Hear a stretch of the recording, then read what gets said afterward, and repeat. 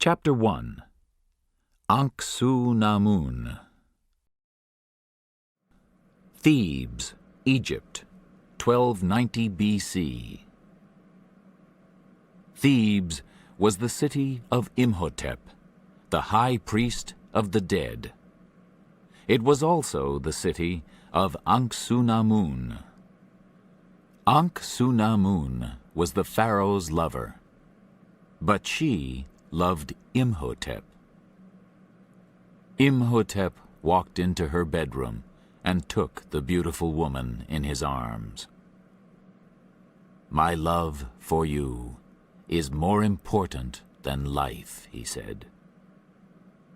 Outside the bedroom door, Imhotep's priests watched. But when Pharaoh Sati I of Egypt walked in, they couldn't stop him. Imhotep quickly ran into the next room. Pharaoh Seti heard something, but he didn't see him. "Who was here?" Seti asked Anck-su-namun. "I know somebody was here, in your bedroom." And then the pharaoh looked into the next room. "Imhotep," he said, "my high priest." Anck-su-namun looked at Imhotep.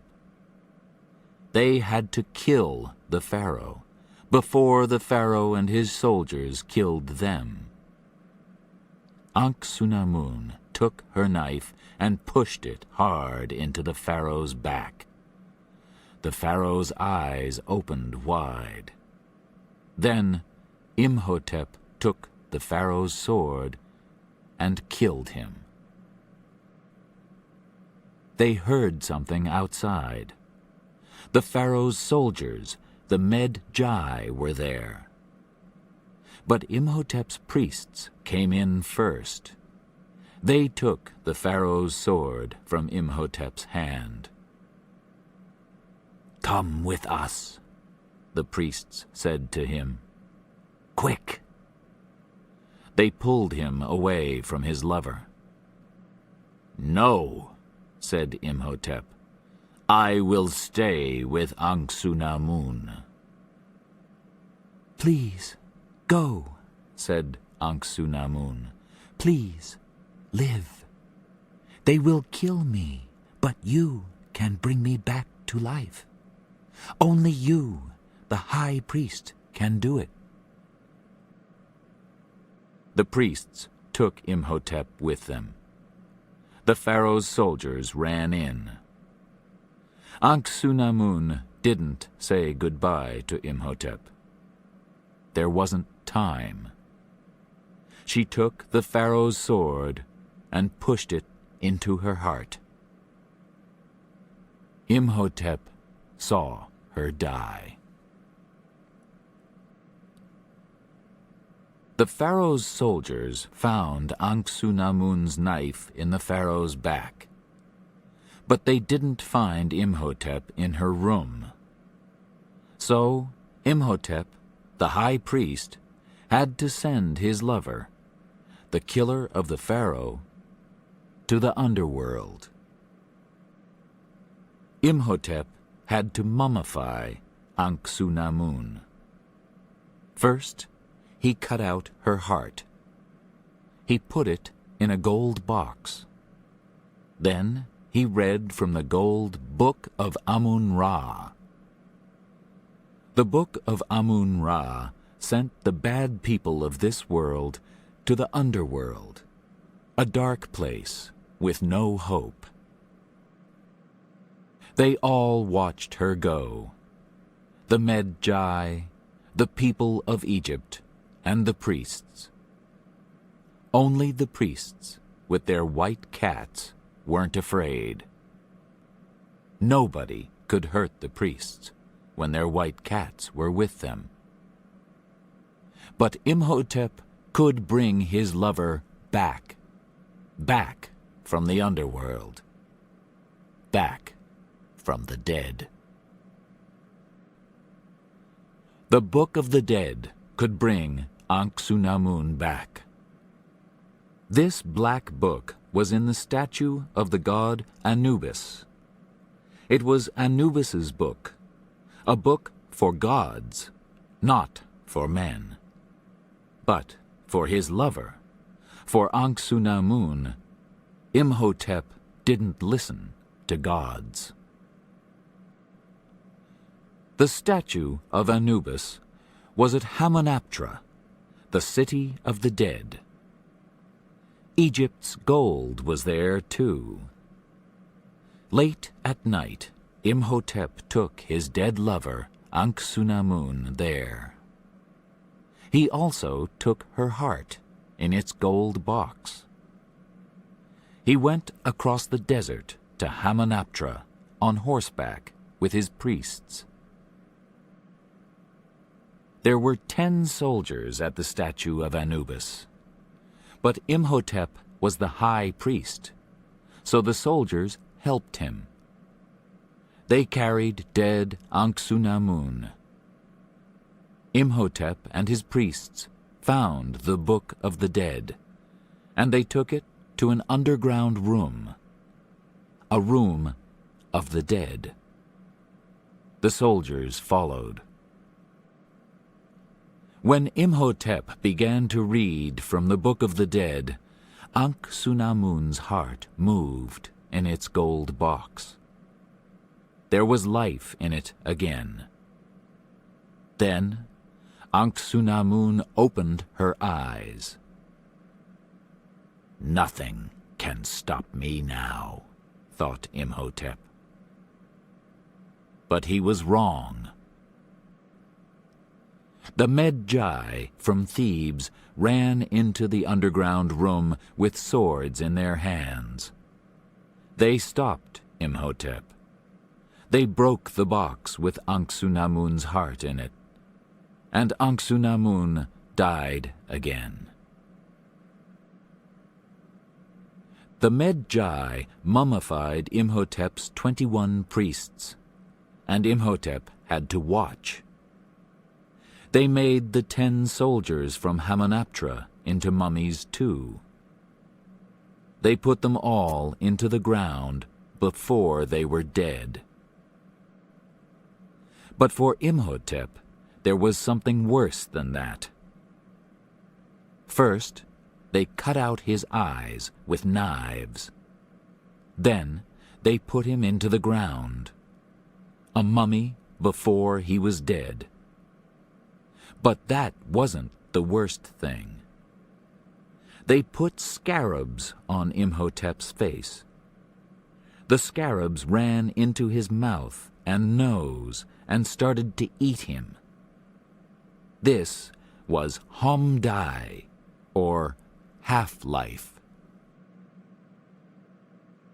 "The scarabs will eat him for all time," said the Medjai.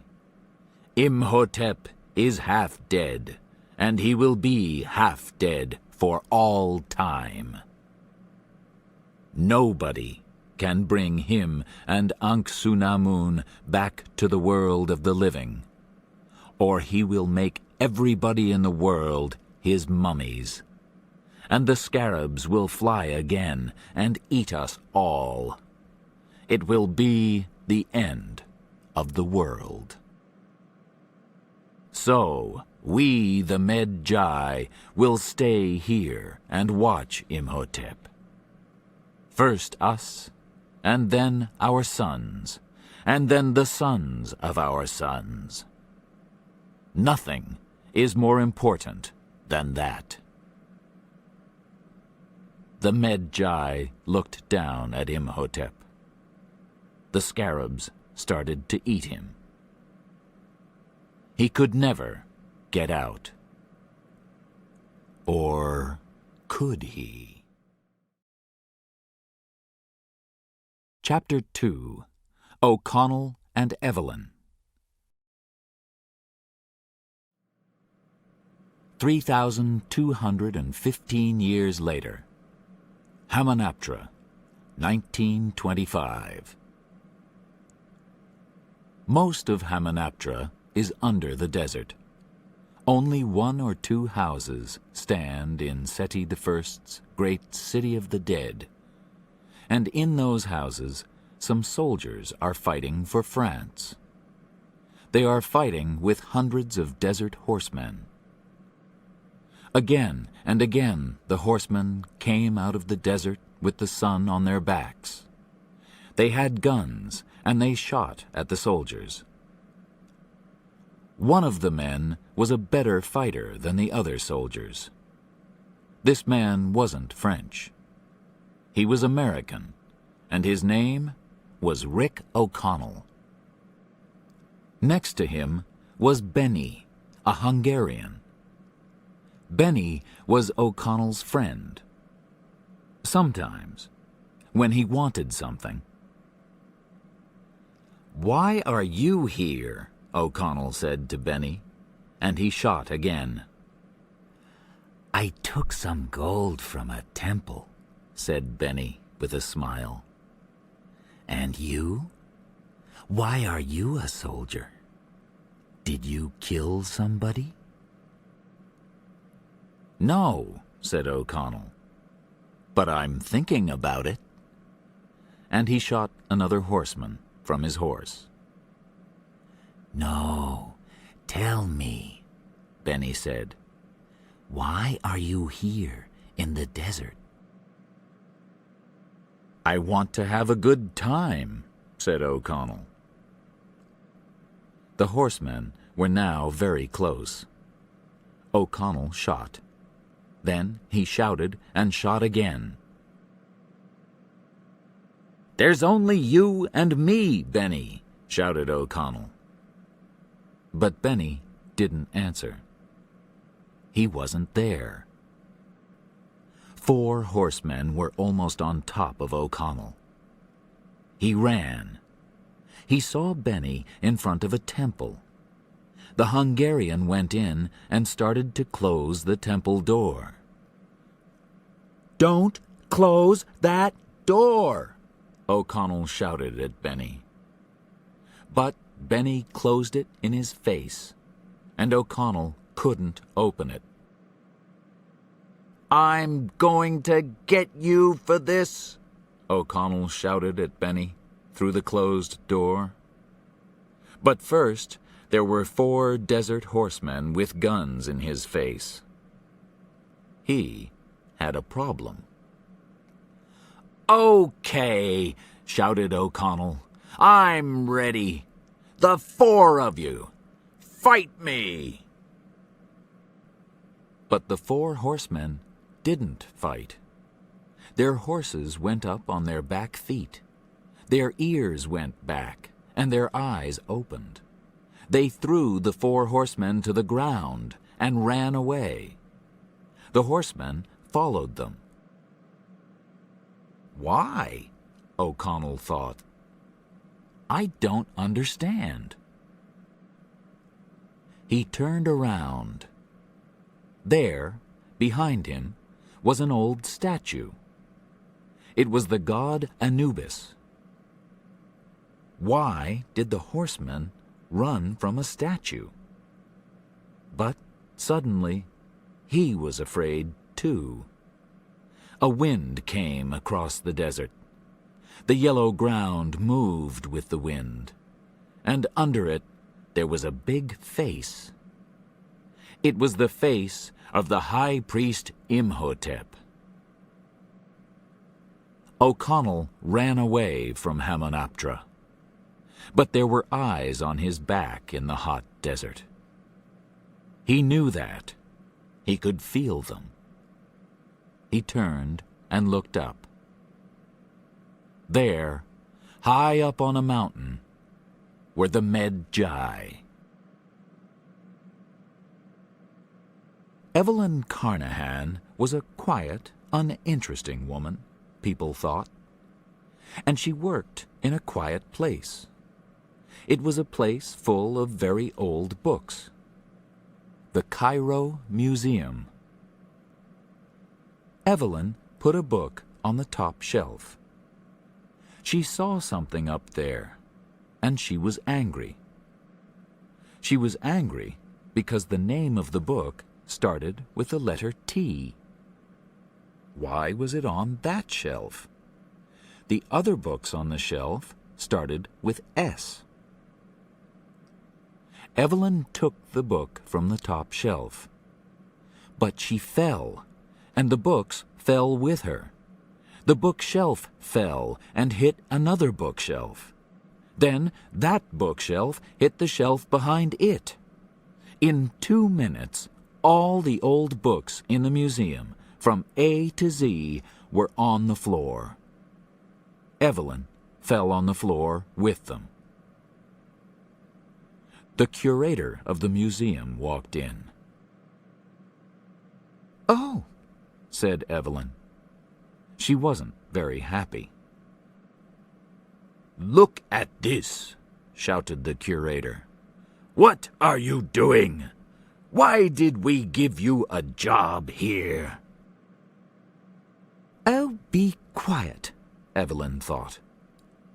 She said, "You gave me a job here because I know everything about the pharaohs. I understand the old languages, and I can read these books. Evelyn stopped. She felt very angry and very British, but she didn't want to lose this job. She liked living in Cairo. The curator said some more angry words and then left. Evelyn got up and started to put the books on the shelves again. Somebody spoke. "I am the undead," it said. Evelyn looked behind a shelf and saw a mummy. She screamed, and then the mummy started to laugh. "Hello, baby sister," it said. Her brother Jonathan put his head up. Then he came out from behind the mummy. Jonathan! He was more than 30 years old and a baby. "Jonathan, go and put that mummy back." "Ah, but I have something for you," said her brother. "Oh, no." Jonathan often found things from the time of the pharaohs and brought them to his intelligent sister. But when people in the museum looked at them, they weren't really old. "Okay," said Evelyn. "What is it this time?" It was a box, and the box had Egyptian writing on it. Evelyn looked at it. She opened the box carefully and took out a key and a map.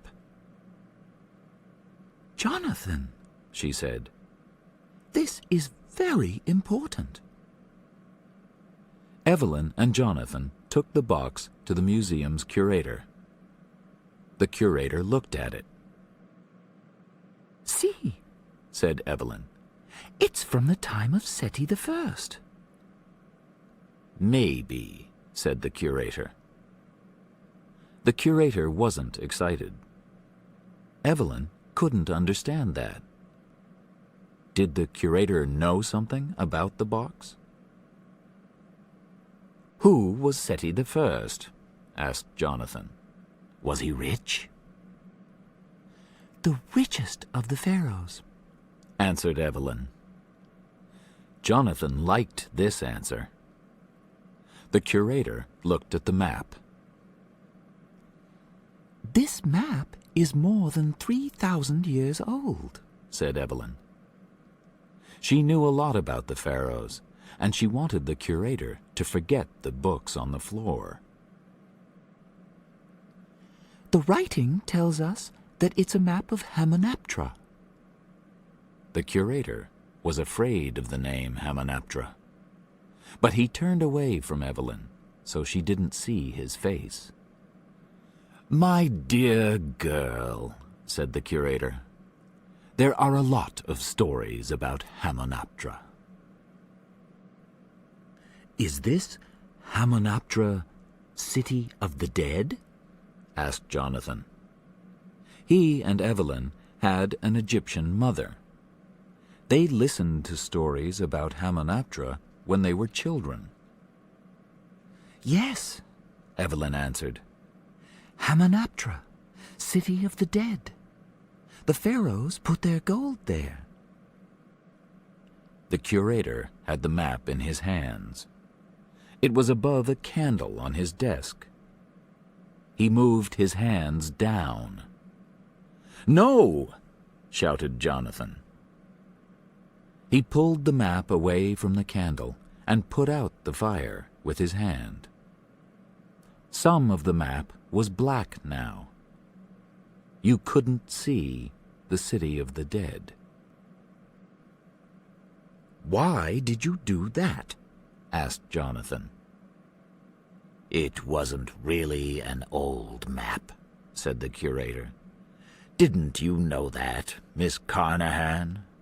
That's very stupid of you." But it was an old map, and it showed Hamunaptra. Evelyn knew that.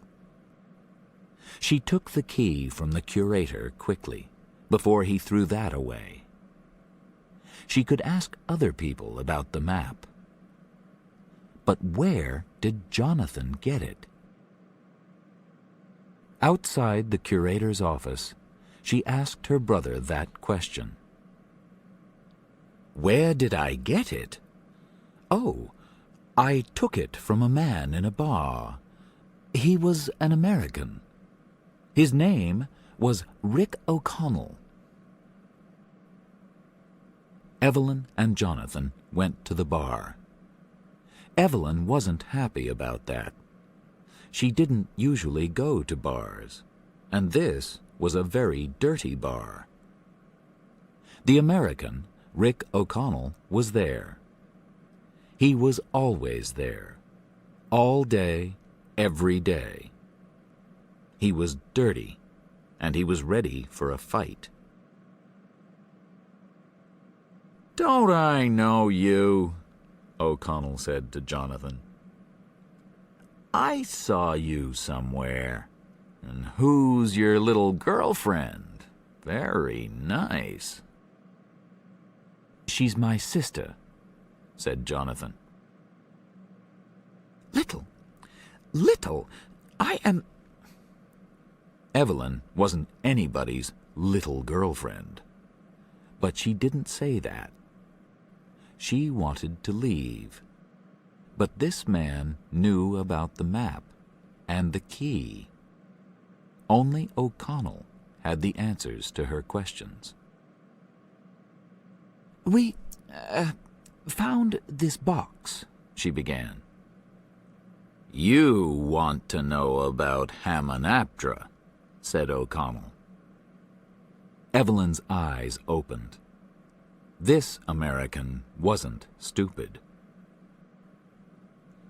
"How do you know that the box is from Hamunaptra?" "Because I found it in Hamunaptra. I was there." Suddenly, O'Connell remembered Jonathan. "You took my box," he said, and he hit Jonathan in the face. Jonathan fell on the floor. "Tell me about Hamunaptra," said Evelyn. "I hit your brother," said O'Connell. "He's on the floor. And you want to know about Hamunaptra?" "Oh, he's okay," said Evelyn. "He's often on the floor." O'Connell almost smiled at that. This British woman was interesting. "I was at Hamunaptra," he said. "I was a soldier at the City of the Dead."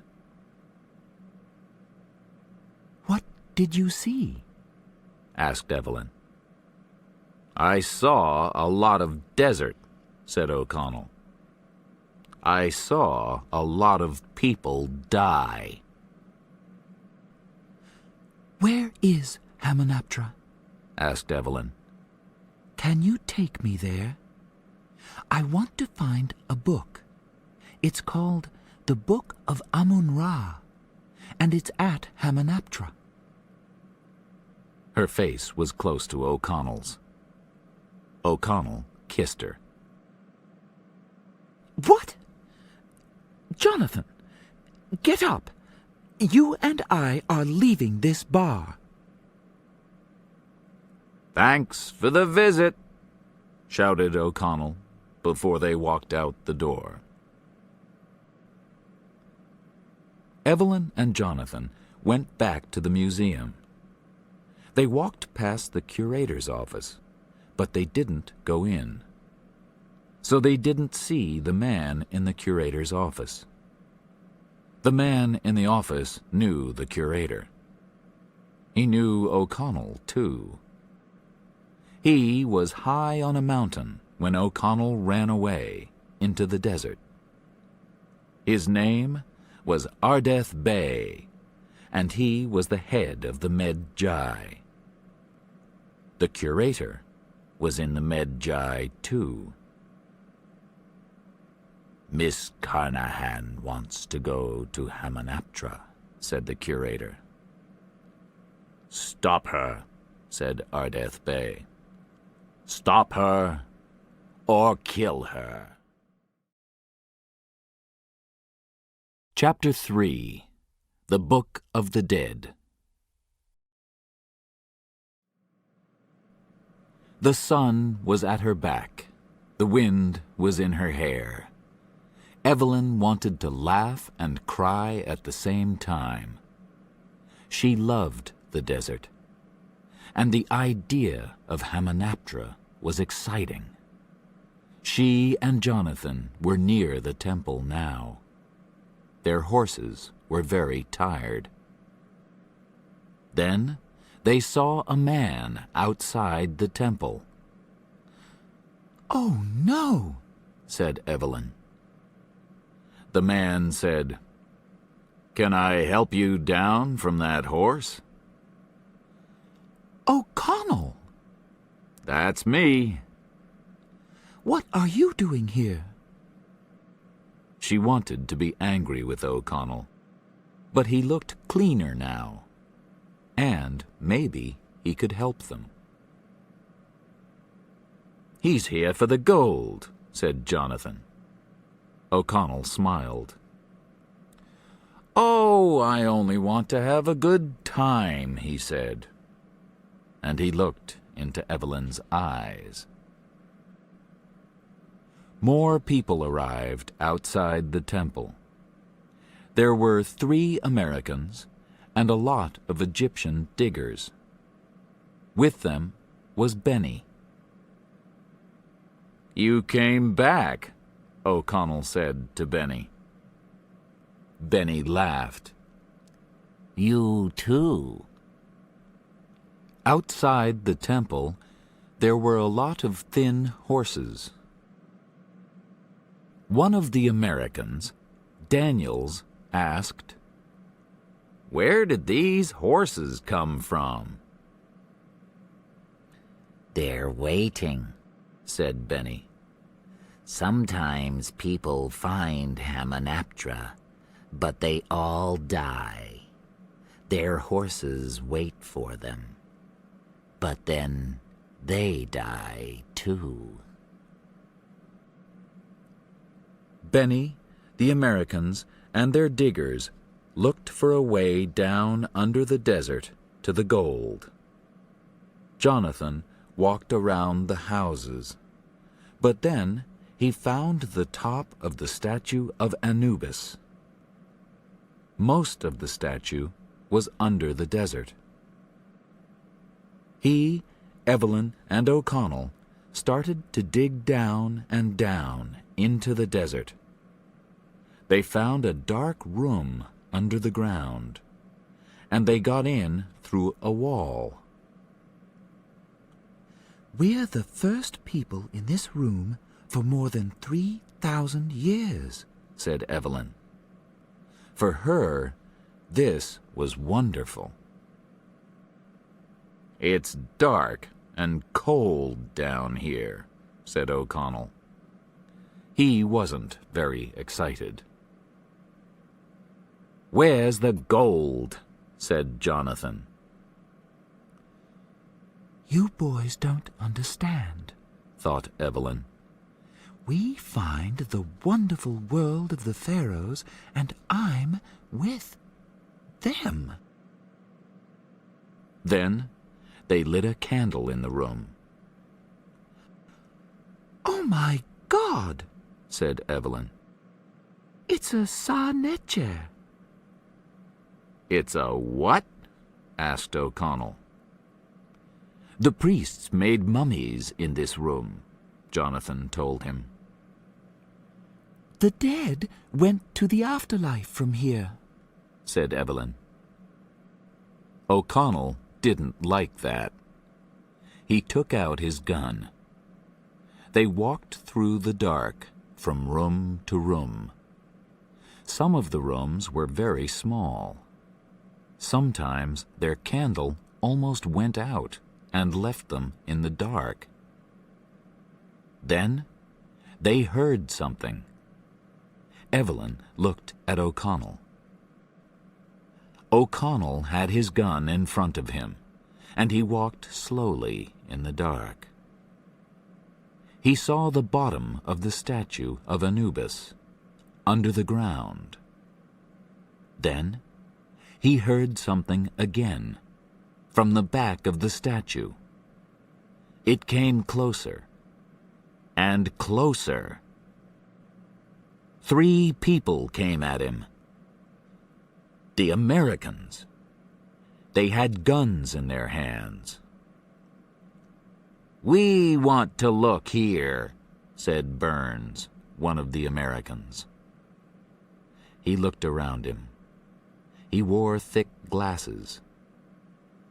"No, we want to look here," said O'Connell. "This is our statue, friend," said Daniels. "I don't see your name on it, friend," said O'Connell. More guns came out now. The diggers and Benny all had guns too.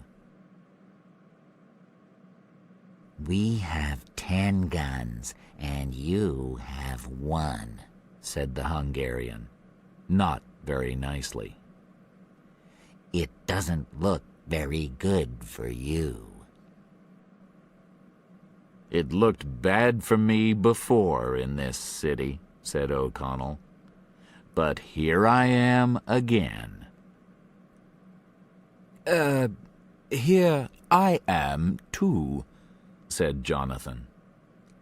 His face was white, but he had a small gun in his hand. Benny's eyes were wild. He wanted to kill O'Connell. Evelyn put her hand over O'Connell's gun. Let's be nice children, she said, and play nicely. She pulled O'Connell away, and Jonathan followed. The Americans and Benny laughed. We can dig in other places, Evelyn told O'Connell. Evelyn walked down under the statue of Anubis, and Jonathan and O'Connell followed. Evelyn wanted to dig under the statue, before the Americans got into the statue from above. They stood under the statue, and Jonathan and O'Connell started to dig into it. Above them, the Americans and their diggers started to dig into the top of the statue. Then they heard horses and guns. "Stay here!" shouted O'Connell. He got his gun and ran up to the Americans. Evelyn and Jonathan followed him. O'Connell saw Benny, the Americans, and the diggers shooting. Around them, were Ardeth Bey and the Medjay with their guns. O'Connell ran to Benny and started shooting at the Medjay. "Oh, not again," said Benny. "Do you like fighting?" "No, but I look good when I do," said O'Connell. And he shot a Medjay soldier. Evelyn had a gun in her hand for the first time. She shot at the Medjay too. "Stop!" shouted Ardeth Bey. The Medjay stopped shooting. Everybody stopped shooting. It was quiet. "Leave this place," said the head of the Medjay. "Leave this place or die." Ardeth Bey left, and the other Medjay soldiers followed him. "There's gold here," said Daniels when it was quiet again. "Those soldiers were here for the gold." "No," said O'Connell. "They're desert people. Water is important to them, not gold. But there's something more important than water or gold down here." O'Connell, Jonathan, and Evelyn went back down to the bottom of the statue. The Americans and their diggers started to dig again at the top. They got into the statue, and the diggers found a big box. There was Egyptian writing on the box. Benny read it. "Don't open this," he told the other men. The Americans laughed. "Sati the First wasn't stupid," said Benny. "The diggers can open the box. I'm out of here." Benny knew Egypt. He understood the country's language and its gods. He was afraid, and he ran. "Open the box," Burns said to the diggers. The diggers were afraid, but they opened the box. Then they screamed. Scarabs ran out of the box. The scarabs ran into the diggers' feet, up their legs, up and into their brains. Then the scarabs ate their brains. The diggers stopped screaming. The Americans were afraid, but they took the gold from the box. Benny came back into the room. "What did that writing on the box say?" asked Henderson. "It said, 'Open this and you die.'" At the bottom of the statue, Jonathan was asleep. Evelyn and O'Connell stopped digging and sat on the floor in the dark. They were very tired. O'Connell lit a fire and looked into Evelyn's eyes. Evelyn put her face close to his. "I'm going to kiss you, Mr. O'Connell," she said. "No, you're not," said O'Connell. "I'm not?" "Okay, you can. But call me Rick, not Mr. O'Connell." Evelyn smiled and put her face closer to his. "Rick," she said, and closed her eyes. "Rick." And then she was asleep. O'Connell smiled. "That was nice, ma'am," he said. The next morning, they got into the top of the statue of Anubis. Inside, there was a coffin. "Look," Evelyn said to Jonathan. "there's no writing on this coffin, so the dead man in here isn't going to the afterlife.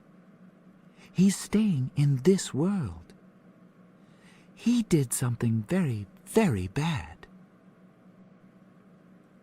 Jonathan took out the key and put it in the coffin. The coffin half opened. O'Connell pulled the coffin open, and a 3,000-year-old mummy stood up. O'Connell, Evelyn, and Jonathan screamed. Then the mummy fell back in its coffin. Imhotep wasn't dead, but he wasn't of this world.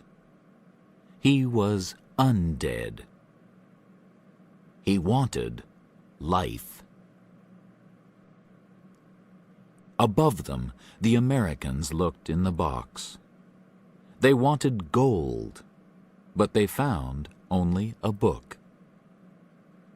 Henderson took it out. "It's an old black book," he said. "Be careful with that," said Benny. "It's the Book of the Dead."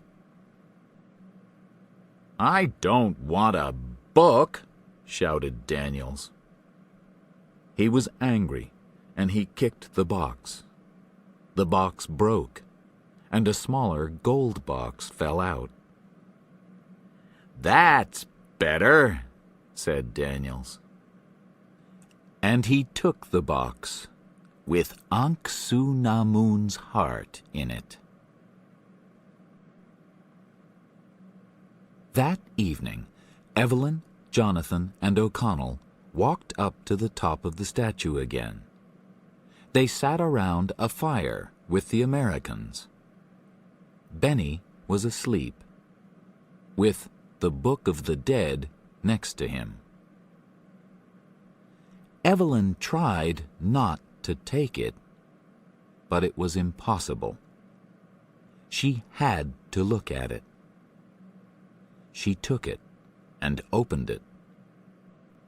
The second person in 3,000 years with the Book of the Dead in her hands. It was exciting. "Do you think that's a good idea?" asked O'Connell. "Oh," said Evelyn.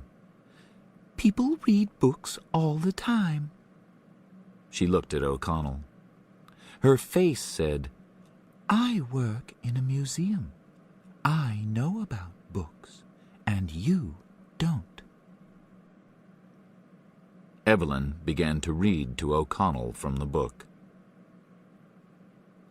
Am-kum-ra. Am-hum-day. Below them, Imhotep moved. The words from the Book of the Dead started him on his way back to life. The scarabs started to fly again. Chapter 4. Imhotep.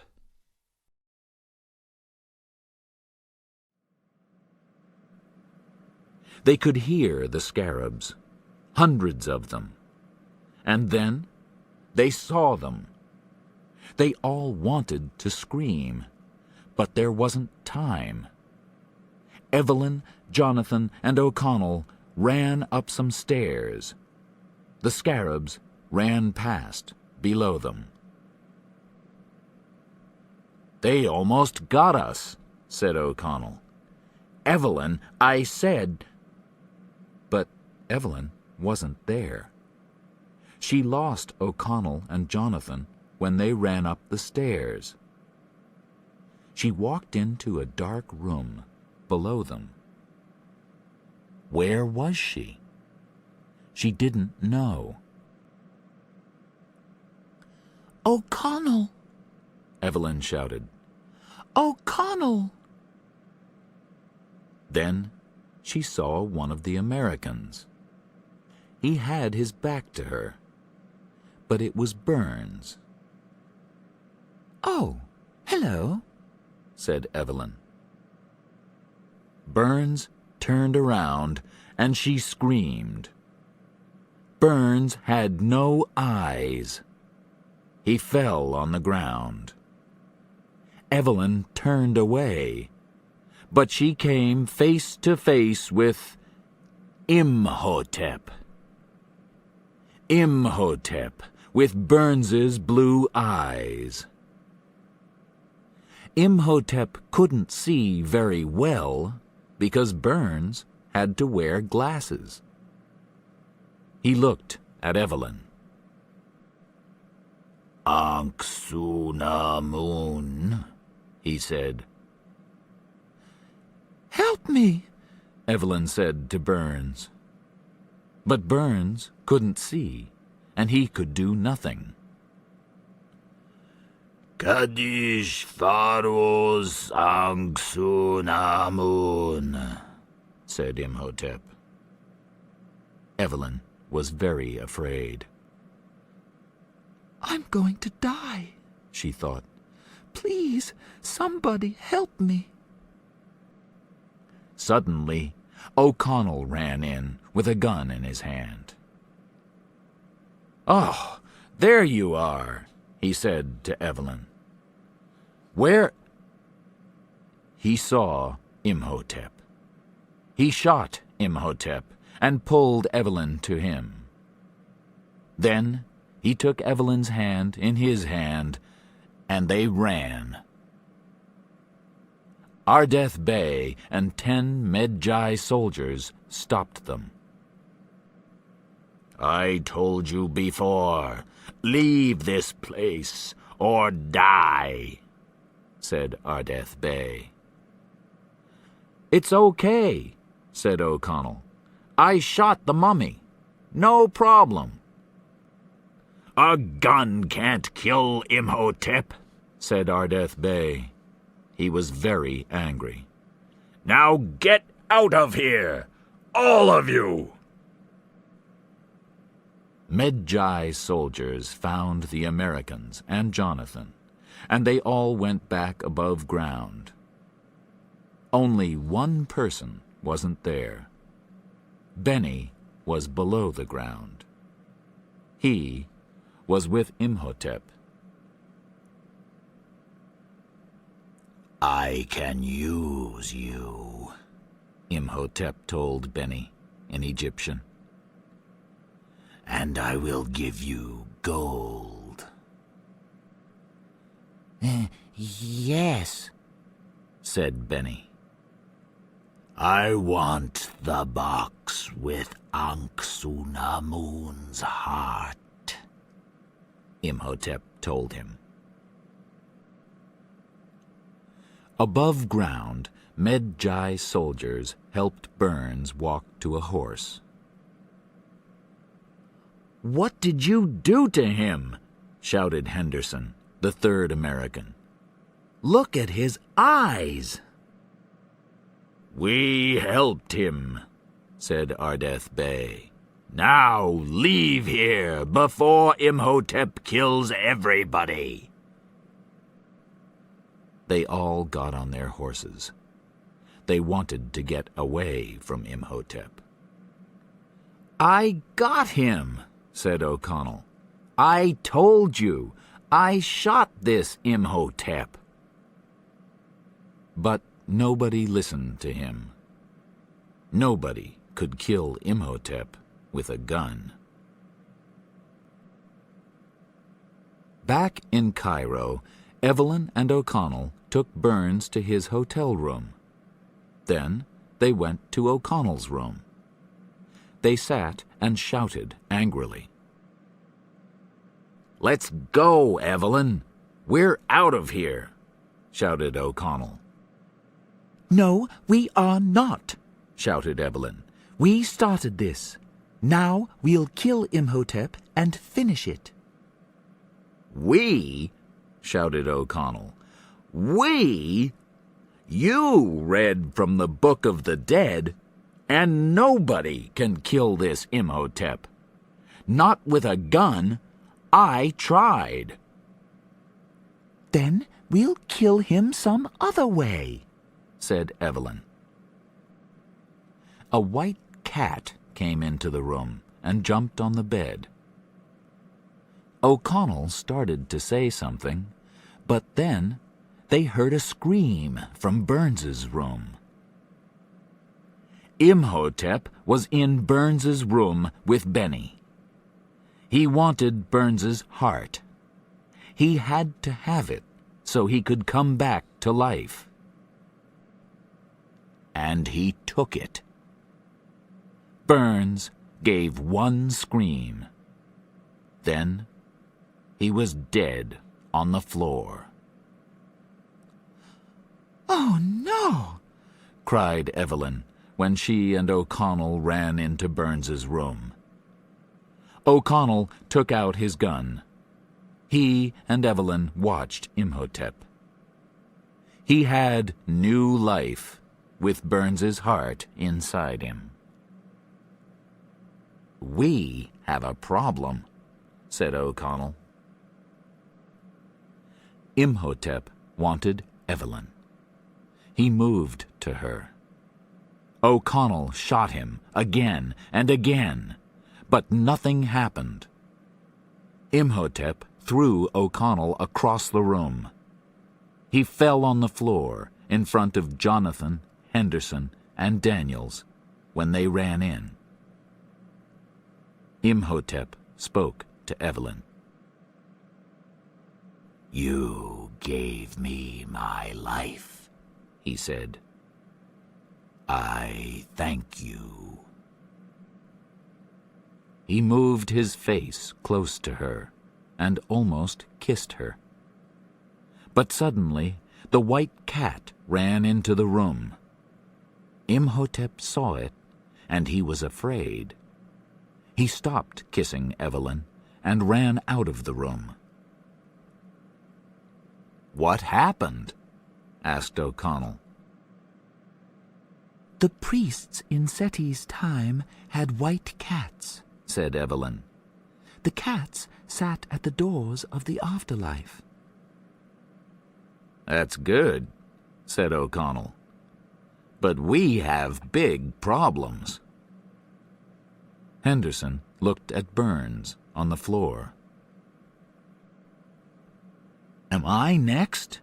he said. "I was in the room when we found that book." "And me," said Daniels. "I have an idea," said Evelyn. "The Book of the Dead gave Imhotep life. We want him dead. So The other book," said Jonathan. yes, the Book of Amun-Ra can send him back to the underworld," said Evelyn. "The Book of Amun-Ra is at Hamunaptra. But where in Hamunaptra?"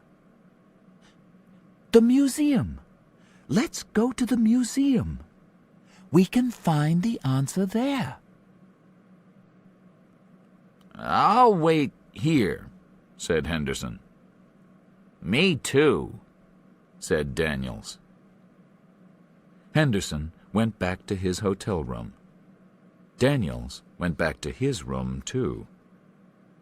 He looked at the gold box and smiled.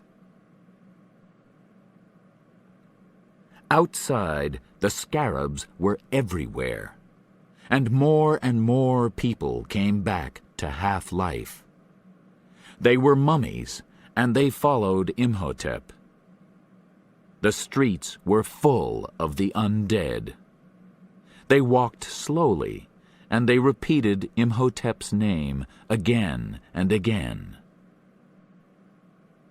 Jonathan, Evelyn, and O'Connell walked to Jonathan's car and drove slowly to the museum.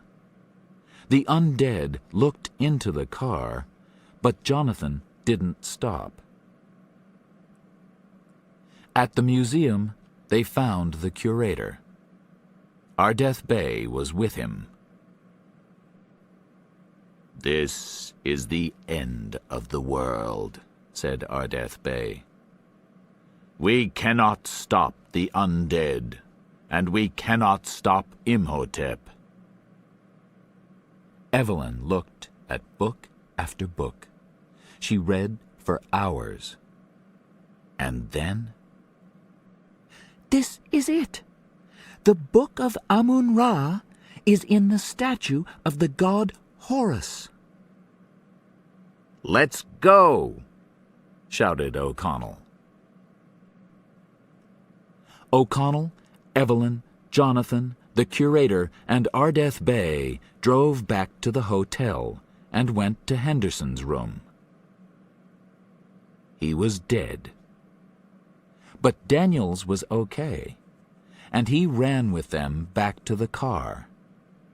He had his gold box with him. Back in the car, Jonathan drove slowly. The undead were everywhere in the streets. There were hundreds of them. They shouted, "Imhotep! Imhotep!"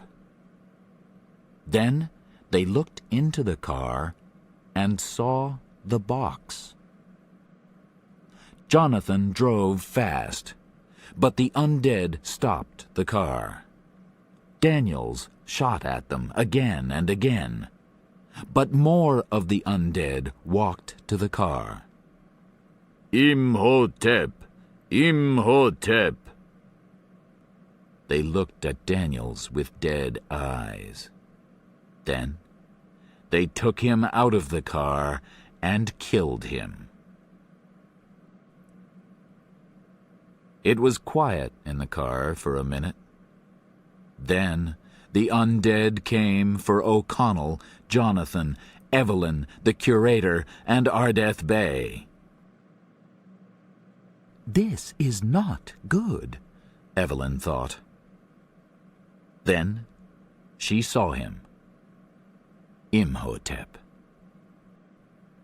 But the new Imhotep was a young man with new life. "He's beautiful," Evelyn said. O'Connell didn't like that. The undead took the gold box and gave it to Imhotep. Benny was with him. Evelyn, O'Connell, and the other men got out of the car. "Wait," said Imhotep to the undead. The undead waited. Imhotep walked to Evelyn. "Do you have any ideas?" Evelyn asked O'Connell. I'm thinking, he said. Imhotep put out his hand to Evelyn. "I am living because of you," he said. "Come with me." "He has Anck-su-namun's heart," said Ardeth Bey. "Now he wants your heart, too, so he can bring her back from the undead." Imhotep's hand closed around Evelyn's. Evelyn turned to O'Connell. "I give my heart to you," she said. "But please, come for it before he takes it out." O'Connell almost smiled at that. "Yes, ma'am," he said. Imhotep took Evelyn away. Then he turned and shouted to the undead. "Kill them all!" "Run!" shouted Ardeth Bey. the head of the Medjai called for his soldiers. He took his sword and fought with the undead. The curator fought too, but the undead killed him. O'Connell and Jonathan ran. "We can't leave Ardeth Bay," shouted Jonathan. "Yes, we can," said O'Connell. "We're going to Hamunaptra. We're going to find that statue and the book."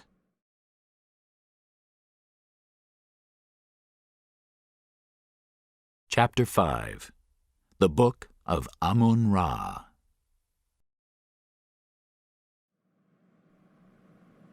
"How do we know this god?"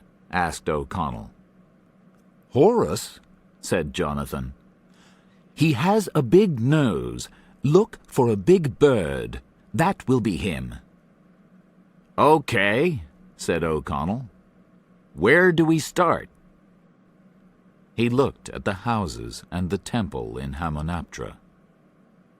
He had no ideas. Below O'Connell and Jonathan, Benny had a gun in Evelyn's back. Imhotep was in front of them. "Walk," said Benny. "You'll die in the end," said Evelyn. "I will," said Benny. "Oh, yes," said Evelyn.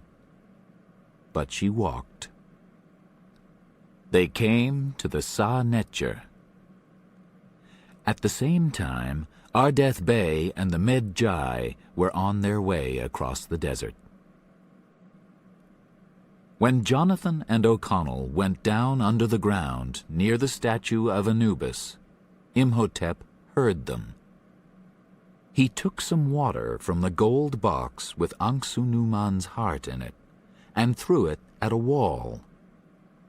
His mummified priests from 3,000 years before walked in. "Find them," said Imhotep. Jonathan and O'Connell found the statue of Horus.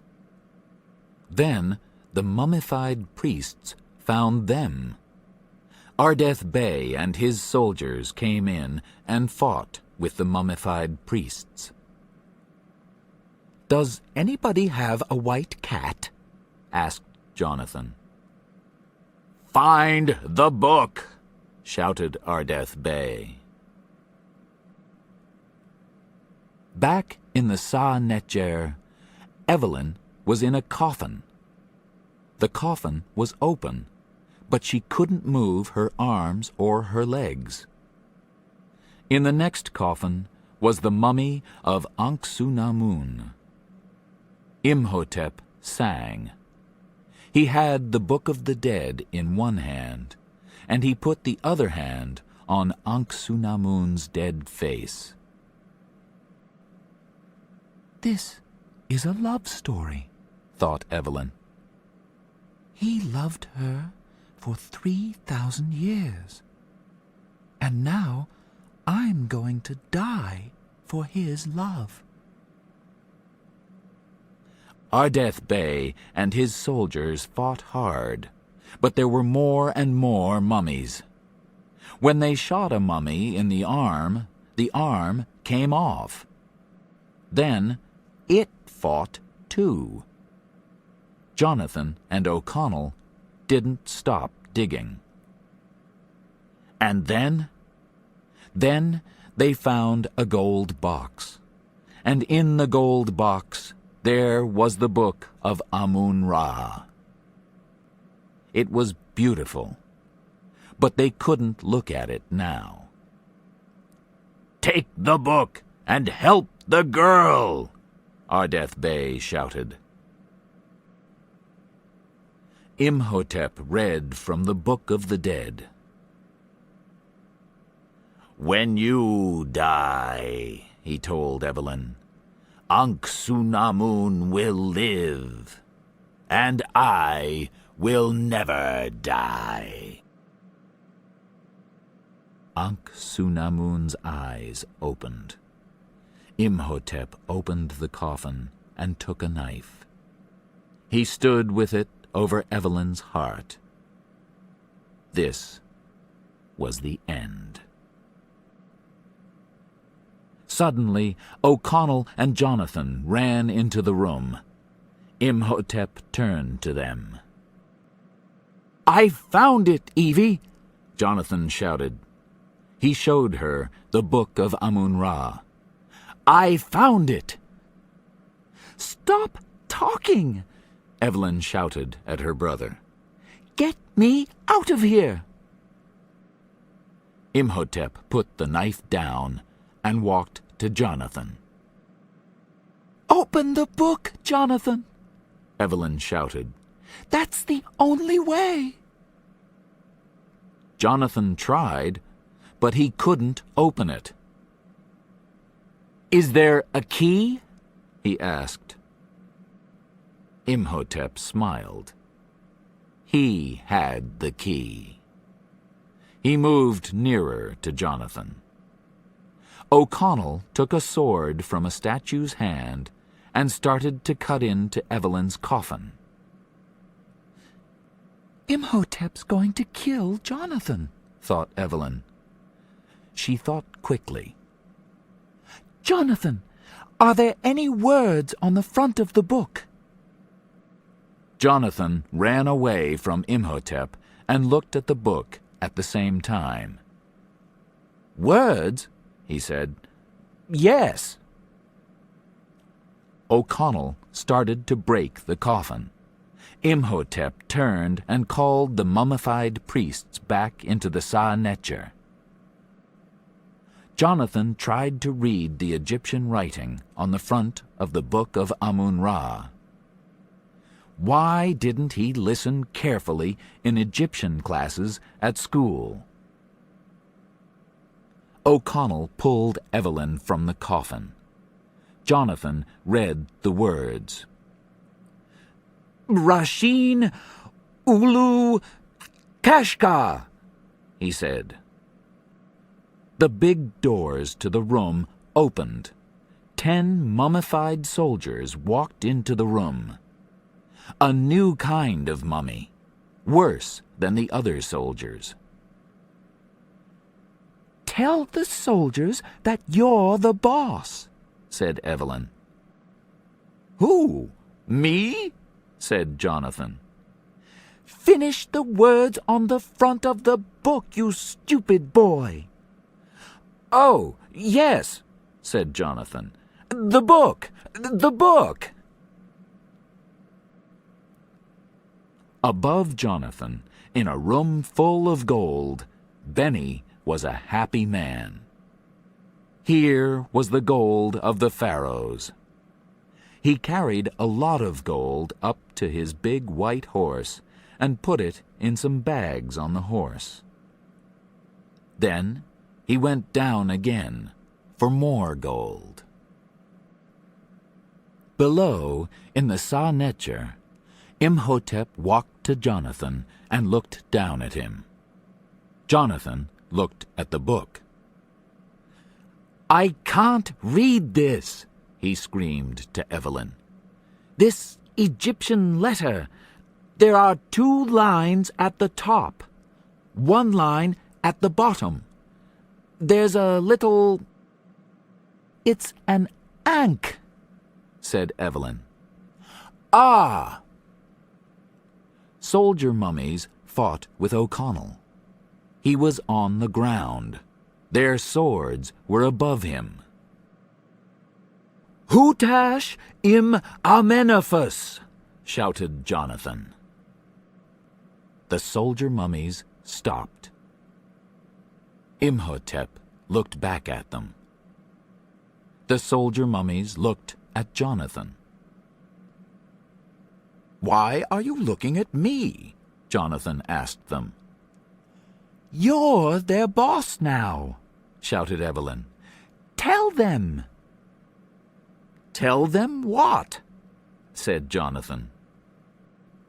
Anck-su-namun started to get up from her coffin. She wanted her life. She hit Evelyn again and again. Evelyn screamed. "Jonathan!" screamed Evelyn. "Tell the soldiers! Stop her!" "Oh, yes, right," said Jonathan. And then, "Fakushka Anck-su-namun!" Anck-su-namun took her knife and put it above Evelyn's heart. But the soldier mummies jumped across the room and killed her. Imhotep screamed when he saw the love of his life die again. He jumped on Jonathan and took the book of Amun-Ra from his hands. "Now you die," he said. O'Connell ran across the room and cut Imhotep's arm off with the statue's sword. Imhotep smiled. Nobody could kill him. He took Jonathan in his other hand. "Okay, so he can fight with his left hand," said O'Connell. But the book of Amun-Ra was now on the floor, and the key was on the floor too. Evelyn got out of the coffin and ran to the key. She opened the book. O'Connell pulled Imhotep away from Jonathan. Imhotep turned and threw O'Connell across the room. Evelyn looked into the book of Amun-Ra. "Can you fight with Imhotep for 3 or 4 minutes? Please," she shouted to O'Connell. Imhotep threw O'Connell across the room again with his one arm. "No problem," O'Connell answered. Imhotep took O'Connell's sword. "You are going to die," he said. Evelyn read from the gold book. "Kadish Mal!" she shouted. "Kadish Mal! Parid Us! Parid Us!" Imhotep turned. He was very afraid. How did she know these words? They were the end for him. The god Anubis came into the room. He walked through Imhotep and left again. Imhotep was now a man. Only a man.